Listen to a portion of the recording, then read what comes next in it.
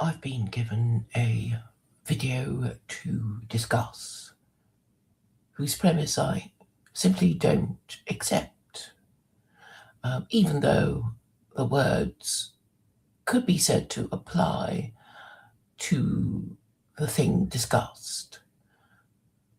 Let me play it so what I'm trying to say becomes clearer.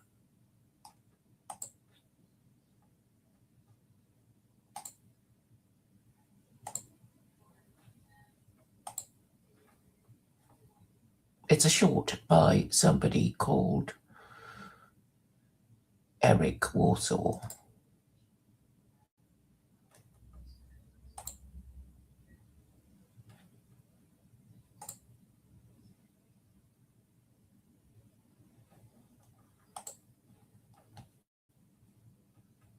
I want to compare the Zionist Empire to the Roman Empire, Egyptian Empire, Persian Empire, or even Christian or Muslim Empire. Whenever any of those empires were expanding, they'd always try to incorporate other people into their religion, try to build roads, build institutions, uplift society, and make everything better and good. They worked with everybody. The Zionist Empire is completely different. They're not trying to recruit anybody into their religion at all. They run like a parasite economy where they just use us. And the education centers that they build and take over, all they do is brainwash people with the media and education. They're not bringing people into their religion like Christians and Muslims do. They intentionally aim to make everybody atheist, genderless, cultureless, everything just for themselves. Other empires had much better intentions versus the Zionist Empire, who doesn't have any good intentions.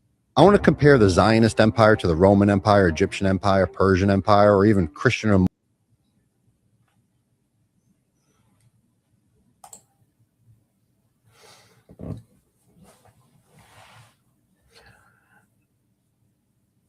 So, who or what is the Zionist Empire? Was it always called the Zionist Empire? What is the implication behind this? What we do know about global empires is that there have been the Spanish Empire, the British Empire, and now the American Empire. Americans don't really go on about their empire because I think they're told that they don't really have one. They're just the good guys who try and help everyone out. And when they bomb other people's countries, invade them and loot them, they call it liberal interventionism.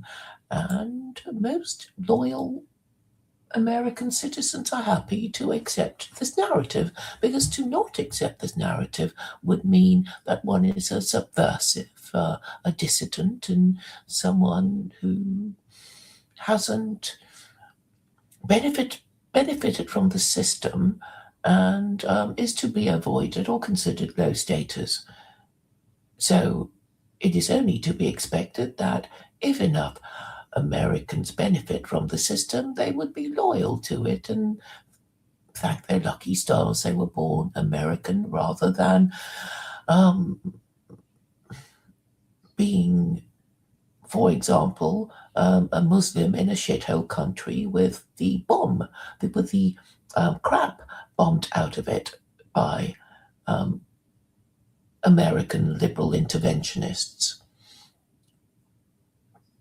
So the correct name for America should be the American Empire. It is the global hegemon. It does run NATO. The headquarters of the UN is located in New York. Europeans are just residents of countries that are members of NATO. Ukraine is meant to become NATO very soon, or that is the hope, in the hope of encircling Russia so that it will be turned into a liberal democracy and therefore divided and therefore easier to exploit. Now, this labeling of the American empire as a Zionist empire is an attempt to scapegoat Jews and say that whatever is wrong with the empire, it was caused by Jews in Israel, particularly. Look at them. starting another war.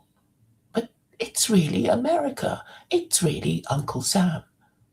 And it's really the apathy of the average American citizen who remains happy to accept the narrative that US foreign policy is good for non non-Americans. Americans tend only to come into contact with non-Americans when they arrive in their countries as undocumented migrants to be incorporated into the labor force that is America, while the average American enjoys sexual freedom from the rules of marriage and good parenting. Clearly, this system is unsustainable.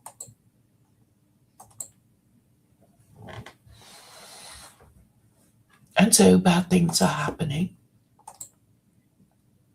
Yesterday, King Charles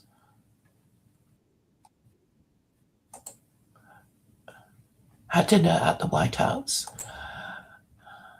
to give the impression that the Anglo-American Empire is working just fine. The day before in Congress, King Charles told the British to prepare, the British and Europeans to prepare for war with Russia over Ukraine. And the objective is clearly to turn Ukraine into a member of NATO to encircle and intimidate Russia.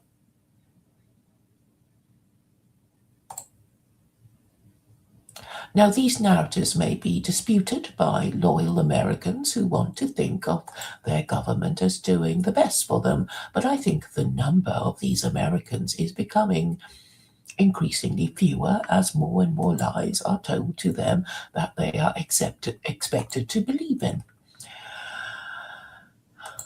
Currently, there is much anger about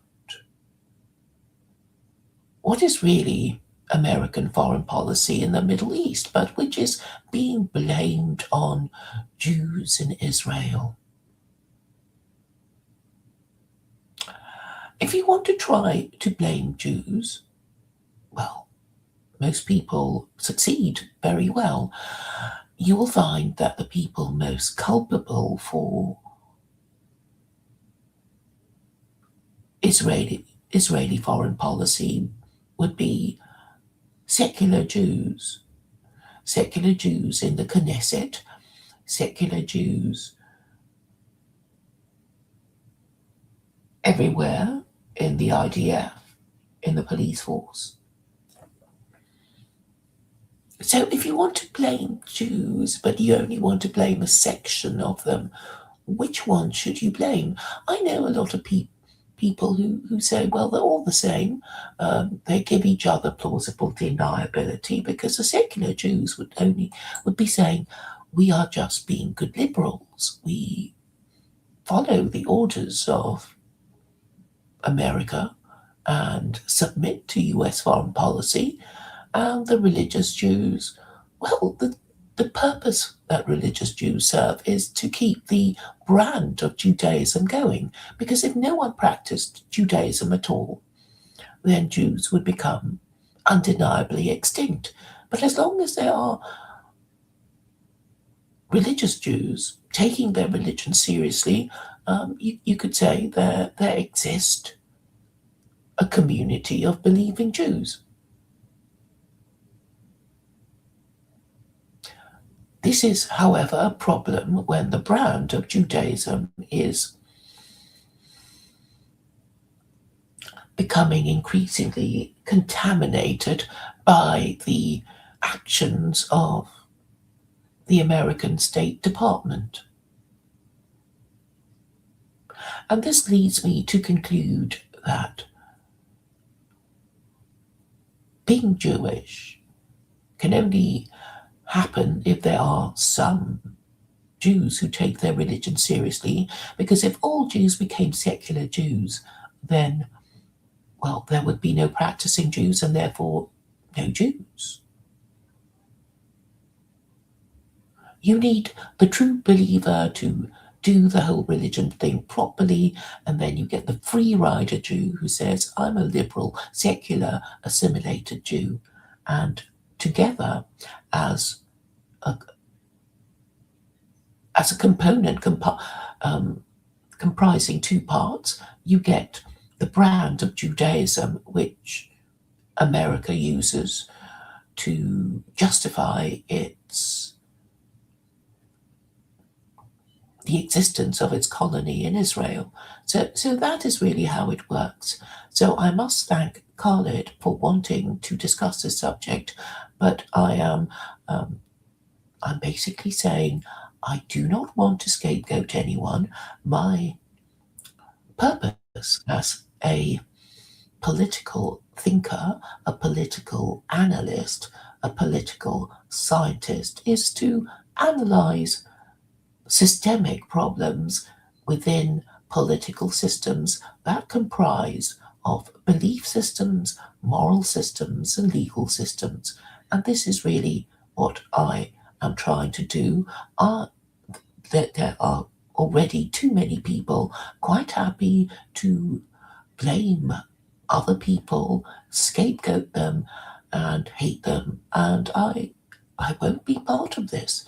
I am here to analyze systemic problems, and that is the difference between me and other political activists. Thank you for your attention.